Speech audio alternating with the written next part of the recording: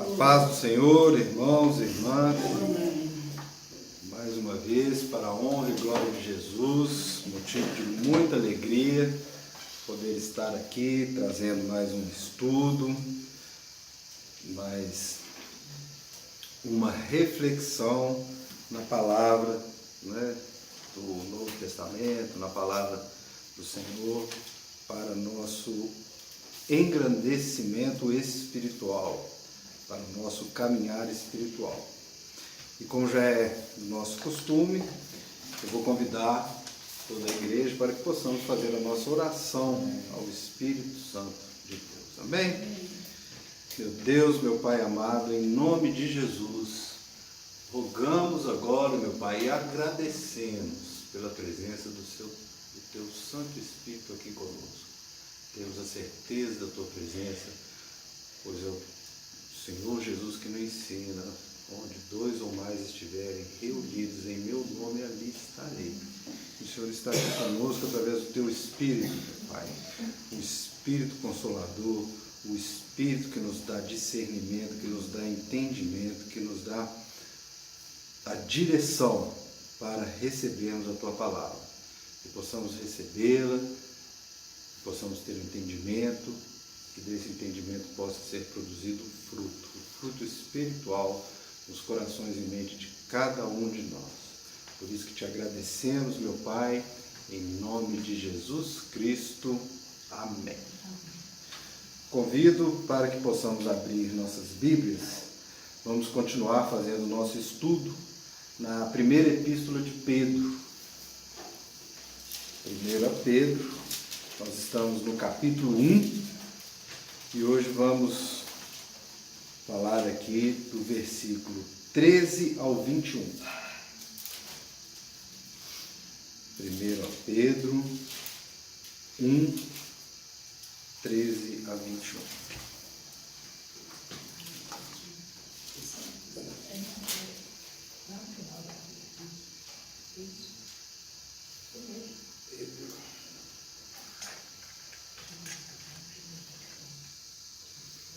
Amém?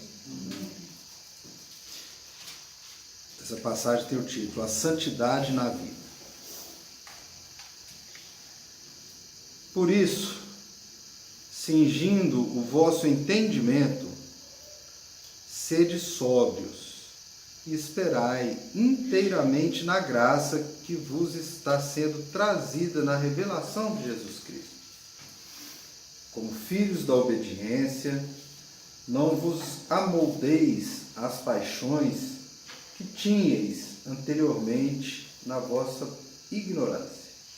Pelo contrário, segundo é santo aquele que vos chamou, tornai-vos santos também, vós mesmos, em todo o vosso procedimento, porque está escrito: sede santos, porque eu sou santo.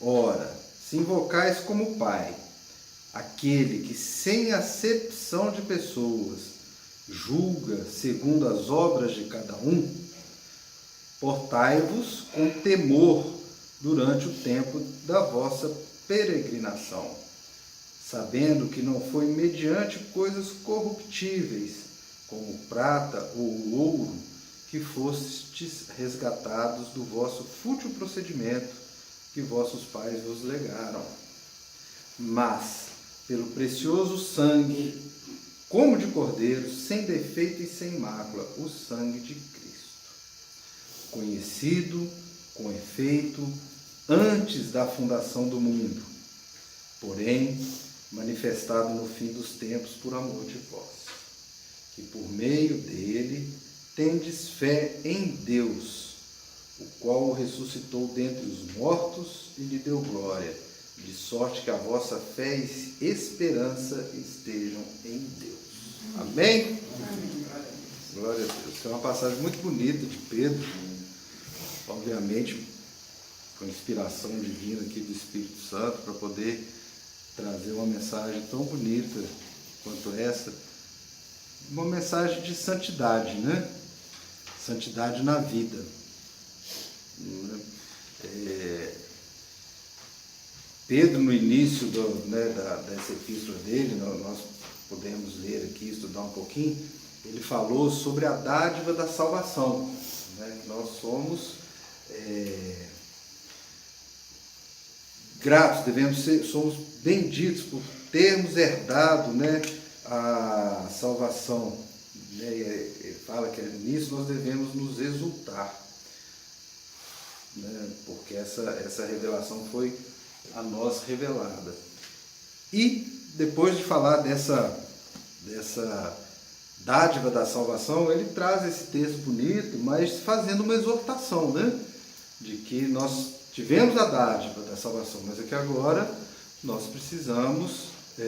devemos viver na santificação, ou seja, devemos viver como salvos, pessoas que foram salvas pelo sangue de Cristo derramado na cruz. É isso que ele vai falar aqui um pouquinho.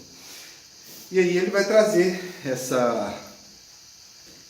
esse texto bonito na carta para os leitores, e que, por graça, chegou até nós 2000 anos depois, de como que nós vamos viver essa santidade, como que seria essa santidade na vida, na nossa vida cristã. Então, Pedro traz alguns pontos que eu destaquei nesse texto, que são os pontos que nos vão dar essa direção de como vamos operar essa santidade, como vamos viver essa santidade. E o primeiro ponto que ele traz, já logo no versículo 13, ele já inicia falando, por isso, cingindo o vosso entendimento. Então, o primeiro ponto para essa santificação, para uma vida santificada, é cingir o nosso entendimento, né? Ou seja, é preparar o nosso entendimento. Preparar para quê? Para que nós possamos nos mover na direção dessa santificação, mas principalmente nos movermos, se caso for necessário, movermos rapidamente, movermos de uma maneira intensa. Por que a gente tem, né, dentro do estudo, a gente traz essa digressão, essa condição de falar desse movimento, né, de cingir a mente, de deixar a nossa mente preparada? Por causa da palavra que Pedro usou aqui, cingindo.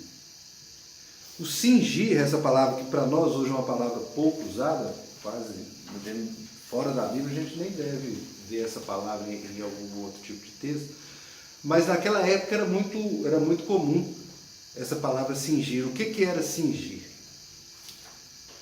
O povo daquela época, vocês já devem ter visto aí nos filmes de época, a roupa deles era uma túnica, né? E a túnica ela era comprida, ela ia até os pés praticamente. Então, se vocês imaginarem uma túnica, ela é uma roupa que ela te limita os movimentos, né?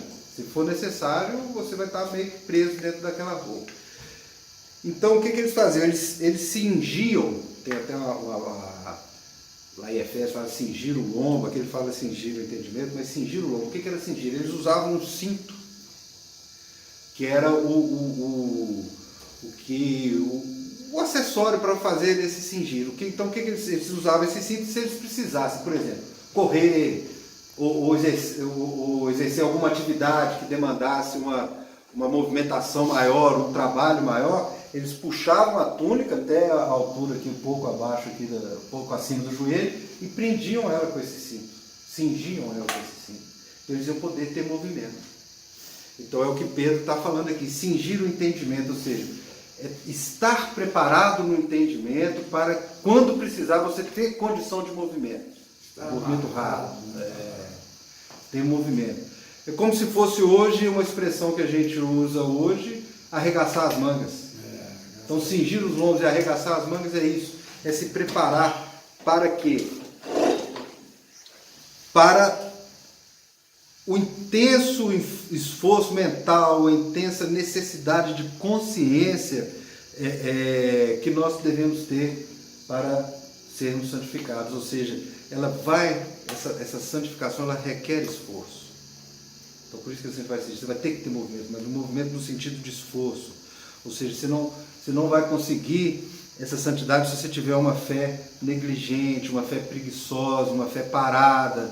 Ou seja, você não buscar o entendimento, não buscar o estudo, aceitar aquilo que é entregue muito facilmente, né? Que as pessoas, às vezes, que não têm esse entendimento, trazem uma facilidade, trazem uma fé muito cômoda, muito superficial. Então, cingir o entendimento que Pedro está trazendo aqui é isso. É nos prepararmos, estamos preparados para arregaçar as mangas mesmo, para estudarmos, para buscar esse entendimento, para buscarmos uma consciência profunda, ampla, da fé e da nossa condição de salvos em Jesus. Pode ser que a gente cometa erro, é natural, pode ser que a gente tenha dificuldade de entendimento, mas se você está com o entendimento cingido, na hora que isso acontecer, você vai levantar a túnica, né? Ou cingir a túnica, arregaçar as mangas e vai buscar o entendimento, superar esse erro, ter um entendimento mais profundo, buscar na fé, na consciência mesmo, de todas as coisas, as dimensões e implicações dessa fé verdadeira. Então a gente está falando de santidade. Então Pedro já começa a falar, ó, você vai ter a santidade, mas você começa já cingindo o entendimento. Você vai cingir o entendimento e vai fazer o que mais? Sede sóbrios. Ser sóbrio mesmo. Sobriedade, a gente sabe que tem dois significados, né? Um é o significado literal, né? De não embriagar. Se você está sóbrio é porque você não está embriagado. O outro sentido, o outro significado de ser sóbrio é o quê? É ser constante, ser perseverante, ser firme no pensamento, uma sobriedade de pensamento, ou seja, é não se embriagar com pensamentos errados, com pensamentos tóxicos, com pensamentos ignorantes. Ignorantes, que eu falo, da falta de conhecimento, né? Ou seja, é manter um juízo equilibrado, sólido, né? Para quê? Para evitar esses entusiasmos repentinos, essas embriaguez mesmo. Às vezes você vai ouvir uma palavra que é muito bonita e você vai se embriagar daquela palavra, mas é uma palavra que não está sendo compatível com o que a Bíblia ensina, por exemplo. Você vai se embriagar daquela palavra. A gente vê muito isso nessa teoria da prosperidade, né? Pessoas falando em riqueza, um pensamento tóxico, um pensamento que embriaga a mente da pessoa e que às vezes vai afastar ela dessa santidade na vida. Então, é a sobriedade do pensamento, é lutar conscientemente, na nossa consciência, contra esses pensamentos tóxicos. Vamos ser sóbrios. E vamos esperar inteiramente na graça. Então, no primeiro versículo, Pedro já traz 3 pontos muito importantes. Então, nós vamos cingir o nosso entendimento, nós vamos ser sóbrios no nosso entendimento e vamos esperar inteiramente na graça. Na graça de Deus. A graça é aquilo que Deus nos dá, que Jesus nos dá, que não é conseguido com o nosso esforço. Nós temos que esperar na graça. Por quê? É só quem vive na esperança da graça que consegue suportar todas as provas que a gente vive diariamente na nossa vida, porque a nossa vida são provas, né? Então a gente tem que estar agradecido pelas misericórdias do passado, pela salvação do passado, né, que Pedro falou no início dessa carta. A gente tem que estar preparado para enfrentar o desafio do presente, mas a gente tem que esperar na graça. A gente saber que o futuro, nesse ou no mundo por vir, é na misericórdia de Deus, é na graça de Deus. E é crendo nisso que nós vamos viver nessa santidade.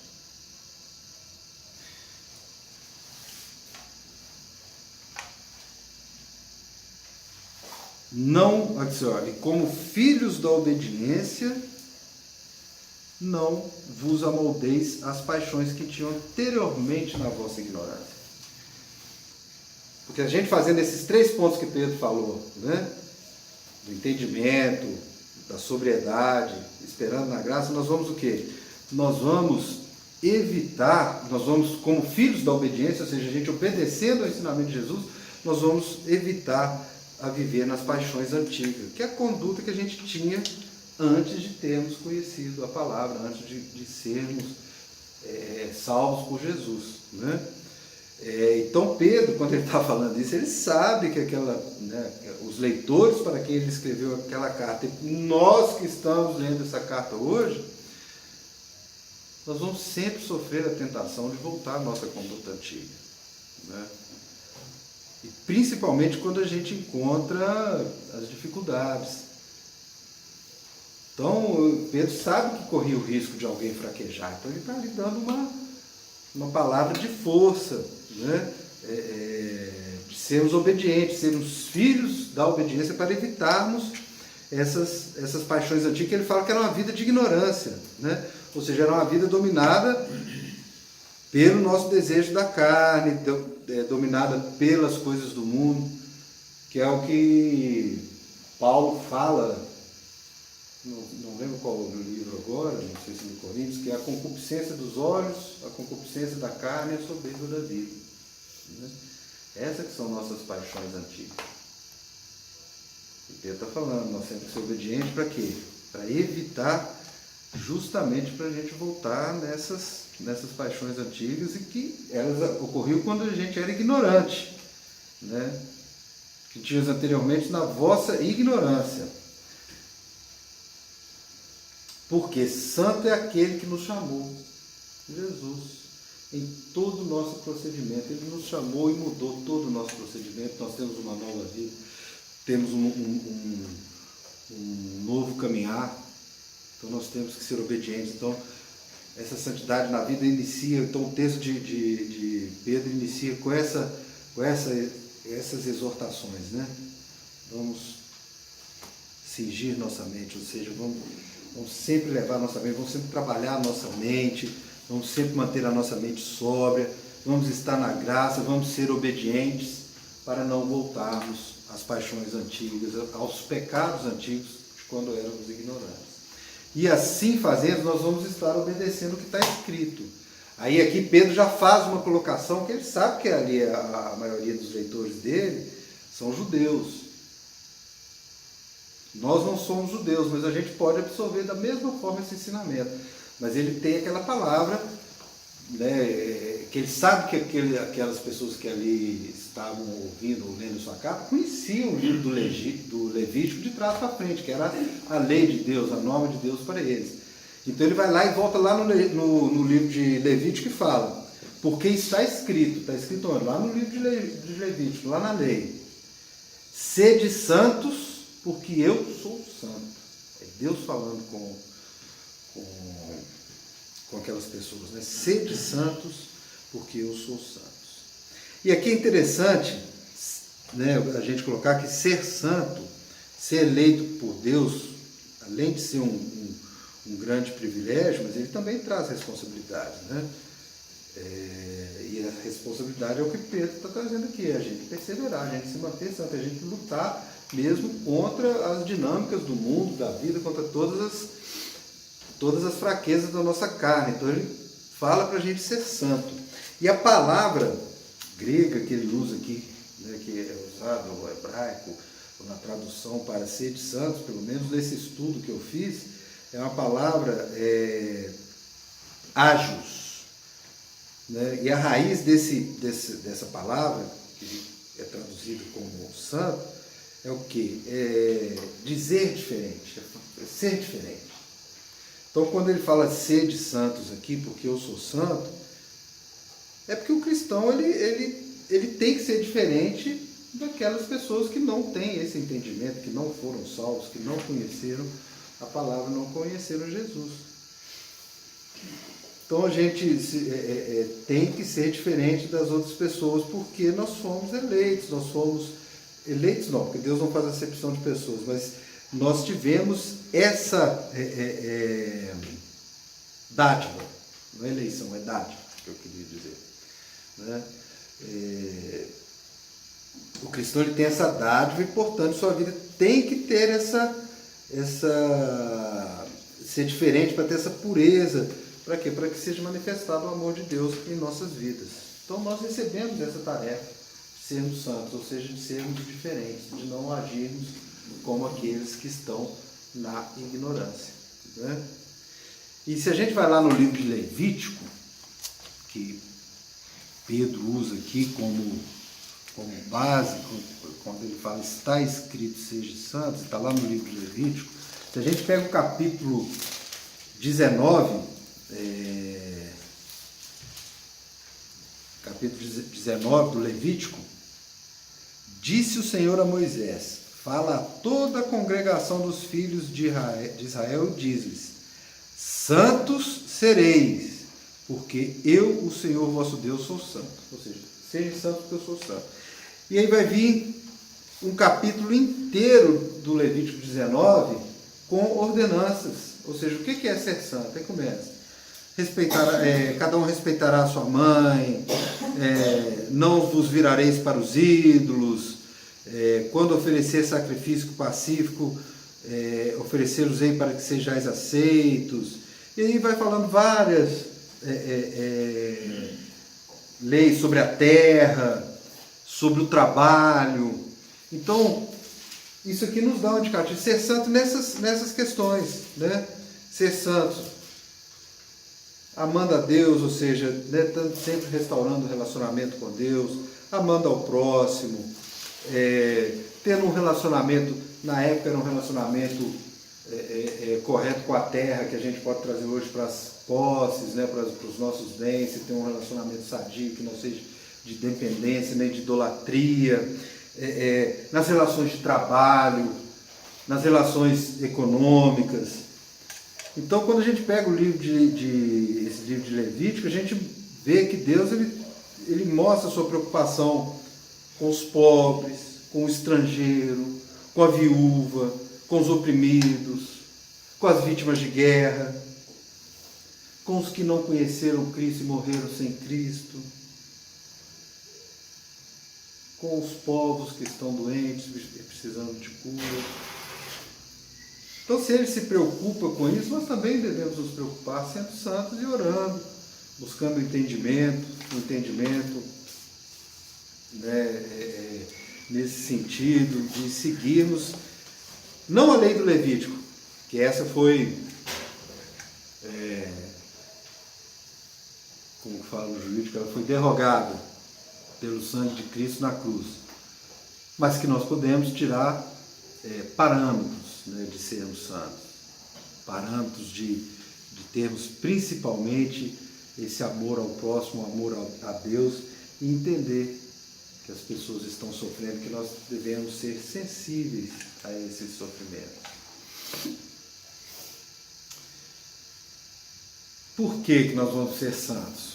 Porque ele continua, porque se a gente invoca Deus como Pai, ora, se invocais como Pai, aquele que, sem acepção de pessoas, julga segundo a obra de cada um, portai-vos com temor durante o tempo da vossa peregrinação. Olha que interessante esse versículo e quantas coisas ele nos traz aqui para reflexão. Primeiro, se a gente invoca Deus como um Pai, e assim o devemos fazer, porque é assim que Jesus nos ensina, a oração que Jesus nos ensinou tem o nome do Pai, é Pai Nosso. Estamos invocando o Pai, Pai Nosso que estás no céu. Paulo em Romanos fala lá que a gente deve clamar Abba, Pai, né? Ou seja, Paizinho, como um Pai mesmo de verdade. Então, se a gente chama Deus como Pai, é porque nós somos seus filhos. E se nós somos seus filhos, como um pai, Deus julga segundo as obras de cada um. Um pai julga as obras do filho. Se o filho faz uma coisa certa, o pai vai julgar e vai lá e vai dar os parabéns e vai incentivar. Mas da mesma forma, se o filho faz uma coisa errada, o pai vai julgar e vai chamar atenção e vai orientar e vai disciplinar. E assim é a mesma coisa. Se nós temos essa relação que Jesus nos ensinou com o nosso Deus, uma relação de pai e filho, então nós também devemos saber que dentro dessa relação nós seremos julgados por nossas obras. Ou seja, é o que a gente mais vê hoje, as pessoas clamando o nome de Jesus, clamando o nome de Deus, mas com obras que a gente sabe que não tem nada a ver com Jesus. Nada, nada, nada, nada. Muito antes, pelo contrário. Ele está falando, nós vamos ser julgados. Essas pessoas que usam o nome de Jesus para mentir, para enganar, para extorquir, eles serão julgados. É o que Pedro está nos ensinando aqui, ó, porque como o Pai, ele julga as obras de cada um. Durante o tempo da nossa peregrinação, ou seja, por que durante o tempo da peregrinação? Porque a palavra traduzida como peregrinação é uma palavra grega, paroikio, que ela dá esse entendimento de passageiro, temporário. A nossa passagem aqui nessa vida, ela é temporária, ela é passageira, vai passar. Então nós vamos ser julgados durante o nosso tempo aqui nessa terra, de acordo com nossas obras, é o que Pedro está ensinando. Então por isso nós devemos viver o quê? Viver, como ele fala, portai-vos com temor durante o tempo da vossa peregrinação. E ele fala também que esse pai que julga, ele também não faz acepção de pessoas. Ou seja, então, não importa se é preto, branco, amarelo, rico, pobre, milionário, de direita, de esquerda, de centro, atleticano, cruzeirense, americano, não importa. Ele vai julgar todos e todas com a mesma régua de justiça, porque Deus é justo. Ele vai julgar de acordo com as obras de cada um.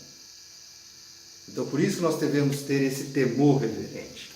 Agora, temor, amados, não é temor de ter medo, não é isso, não é temor de ter medo.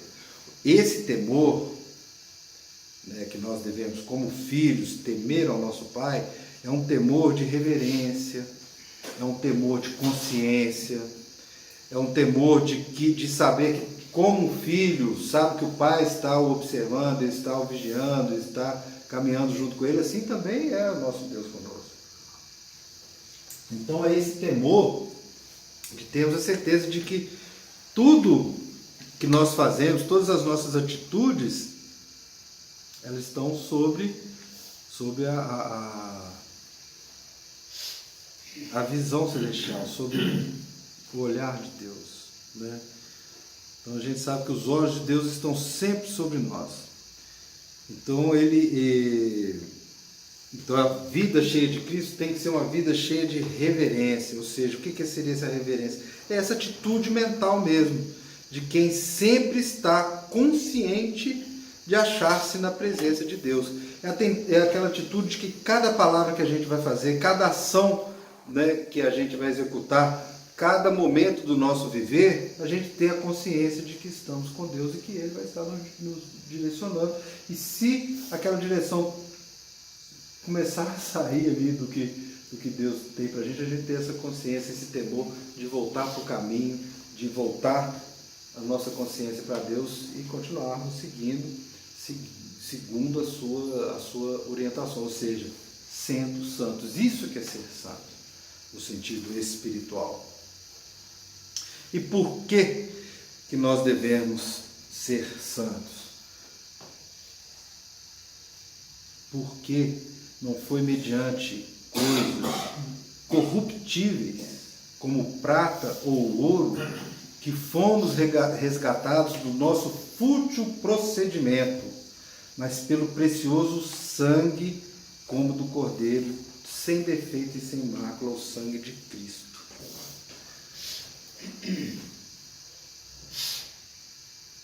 Nós fomos resgatados pelo sangue de Cristo, nós tivemos essa dádiva. Então é por isso que nós temos que ser santos.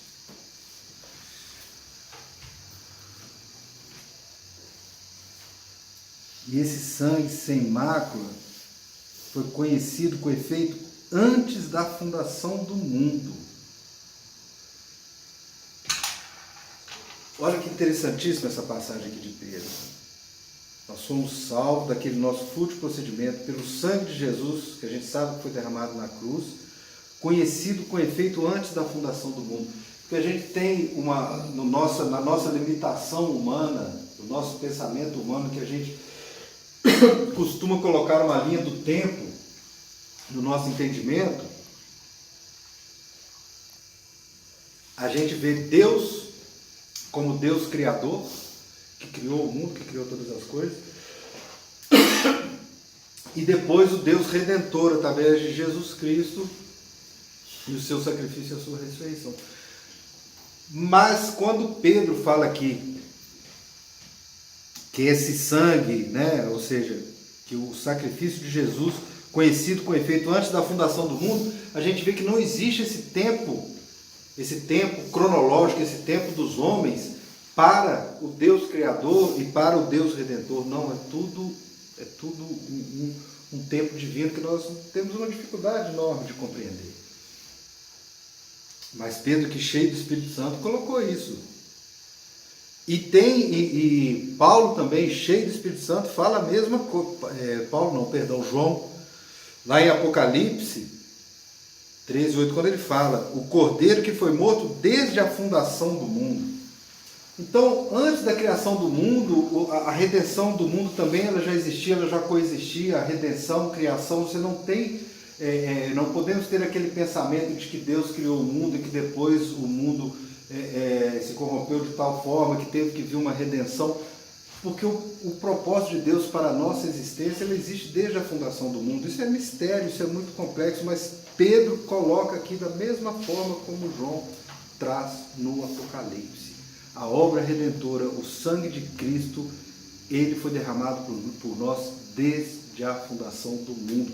Isso nos dá certeza de que aquelas pessoas que viveram em tempos passados, em tempos anteriores ao Novo Testamento, em tempos anteriores à vinda de Jesus, em tempos anteriores à crucificação e à ressurreição de Jesus, eles também tiveram redenção na obra redentora de Cristo.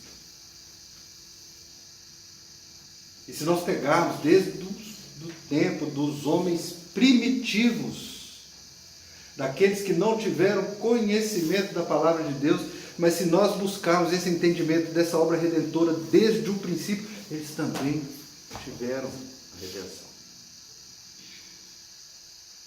Então esse é um ensinamento muito profundo que Pedro nos traz dessa obra redentora. Essa obra redentora ela não veio somente após a crucificação. A crucificação e a ressurreição de Cristo, ela vem como esse ensinamento, já depois da palavra escrita, depois da gente poder ter por graça, e a gente faz. Mas aqueles que vieram antes e que não tiveram essa mesma dádiva, também tiveram a obra redentora do sangue de Cristo. O sangue de Cristo, ele foi derramado desde antes da fundação do mundo. Pelo precioso sangue, como de cordeiro, sem defeito e sem mácula, o sangue de Cristo, conhecido com efeito antes da fundação do mundo. Manifestado no fim dos tempos por amor de vós. Ele só foi manifestado no fim dos tempos. O que Pedro chama de fim dos tempos? Aqueles tempos que ele estava vivendo e que era pouco posterior à crucificação. Mas isso já foi manifestado desde antes do mundo como nós o conhecemos. Esse é o sangue de Jesus. Essa é a nossa obra redentora. E é por isso que nós temos que ser santos. Por isso que nós temos que ter santidade na vida. E é o que Pedro está nos ensinando. E ele finaliza, né, deixando a palavra de fé. Então, desde a fundação do mundo, desde antes da fundação do mundo, nós tivemos essa obra redentora. Tudo foi feito por amor, né, como ele fala aqui, por amor de vós. Para quê? Para que por meio dele tendes fé em Deus, o qual o ressuscitou dentre dos mortos e lhe deu glória, de sorte que a vossa fé e esperança estejam em Deus. Então eles terminam falando, nossa fé, nossa esperança tem que estar em Deus, tão somente a Deus. E ele fala da ressurreição de Cristo, por quê? Porque essa é a base da nossa fé. Nós cremos em Deus porque Ele ressuscitou Jesus dos mortos. Porque se a gente fosse trabalhar essa obra redentora desde a fundação do mundo, sem esse sacrifício do Cordeiro sem mácula, para que nós pudéssemos ver, entender e crer, não teríamos essa fé e essa esperança. Essa é a base da nossa fé. É a crença na ressurreição de Jesus Cristo. Isso é base da nossa fé cristã no Novo Testamento.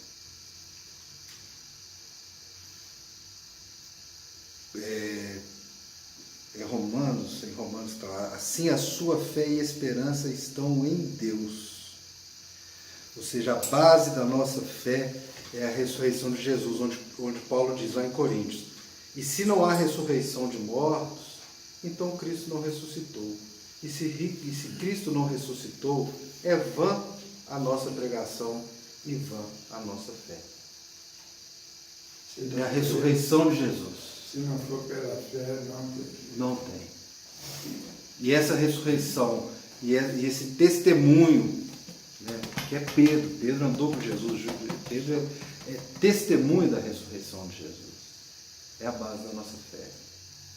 É a base da nossa esperança. É a base da nossa vida. Então, o que Pedro está finalizando aqui de uma maneira muito, muito bonita é que a fé e a esperança, elas estão intimamente ligadas. Uma fortalece a outra. E a glória que Jesus tem agora será a nossa glória no momento da nossa ressurreição. Essa é a esperança que sustenta a nossa fé. Deus ressuscitou Jesus, então é para nós termos a fé de que nós também seremos ressuscitados, não em carne e sangue, mas em espírito, conforme nos é ensinado. Então é essa fé e essa esperança que vai nos mover, é que vai nos permitir viver na santidade da vida, é que vai nos permitir termos a nossa consciência cingida, a nossa consciência sóbria, dando glória, não voltando aos erros do passado de quando nós estávamos na ignorância, para sermos santos, conforme a palavra nos ensina. E sendo santos, teremos a nossa fé e a nossa esperança fortificada em nome de Jesus. Amém?